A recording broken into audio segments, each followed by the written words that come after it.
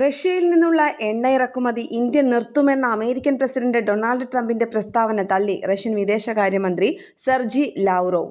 Trump അല്ലാതെ പ്രധാനമന്ത്രി നരേന്ദ്രമോദിയോ മറ്റ് ഇന്ത്യൻ നേതാക്കളോ ഇത്തരമൊരു കാര്യം പ്രഖ്യാപിച്ചിട്ടില്ലെന്ന് ലാവ്റോവ് പറഞ്ഞു. റഷ്യയും ഇന്ത്യയും തമ്മിലുള്ള കരാറുകൾ അപകടത്തിലായോ എന്ന് കരുതുന്നില്ലെന്നും ലാവ്റോവ് പറഞ്ഞു. ഉപരോധങ്ങളും തീരുവ ഭീഷണികളും വഴി ആഗോള സാമ്പത്തികാധിപത്യം ഉറപ്പിക്കാനാണ് ട്രംപിന്റെ ശ്രമമെന്നും ലാവ്റോവ് കുറ്റപ്പെടുത്തി.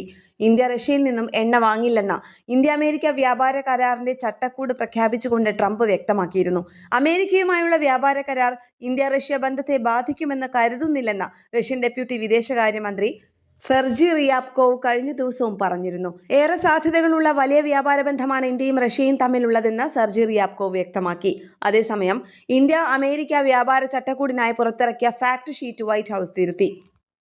റഷ്യൻ എണ്ണ വാങ്ങുന്നത് അവസാനിപ്പിക്കുന്നതിനും ചില പയറുവർഗ്ഗങ്ങൾക്കുമേലുള്ള തീരുവ കുറയ്ക്കുന്നതിലും ഡിജിറ്റൽ സർവീസസ് ടാക്സുകൾ അവസാനിപ്പിക്കുന്നതിലും ഇന്ത്യ പ്രതിജ്ഞാബദ്ധമാണെന്ന് ഉറപ്പിച്ചു പറയുന്ന വസ്തുതാപത്രം തിങ്കളാഴ്ച white house പുറത്തിറക്കിയിരുന്നു.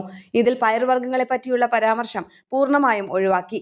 Digital services tax അവസാനിപ്പിക്കുമെന്ന പരാമർശത്തിന് പകരം നികുതിയെപ്പറ്റി ചർച്ച ചെയ്യുമെന്ന് മാറ്റി. വസ്തുതാപത്രത്തിൽ മാറ്റം വരുത്തിയതിനെപ്പറ്റി വൈറ്റ് ഹൗസ് വിശദീകരണം നൽകിയിട്ടില്ല. ഇന്റർനാഷണൽ ഡെസ്ക്, കേരള പ്രണാമം.